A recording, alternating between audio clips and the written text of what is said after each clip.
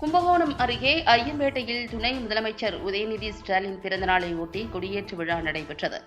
தஞ்சாவூர் மாவட்டம் கும்பகோணம் அருகே ஐயம்பேட்டை பேரூர் திமுக சார்பில் துணை முதலமைச்சர் உதயநிதி ஸ்டாலின் பிறந்தநாளை ஒட்டி கொடியேற்று விழா மற்றும் பள்ளி மாணவர்களுக்கு கல்வி உபகரணங்கள் வழங்கும் நிகழ்ச்சி பேரூர் திமுக செயலாளர் வழக்கறிஞர் துளசி ஐயா தலைமையில் நடைபெற்றது. இந்நிகழ்ச்சியில் பாபநாசம் வடக்கு ஒன்றிய கழக செயலாளர் தாமரை செல்வன் கலந்து கொண்டு கொடியேற்றி வைத்து பொதுமக்களுக்கு இனிப்புகள் வழங்கினார். தொடர்ந்து மாகாளிபுரம் ஊராட்சி ஒன்றிய தொடக்கப்பள்ளி மாணவர்களுக்கு கல்வி உபகரணங்கள் வழங்கி சிறப்புரையாற்றினார்.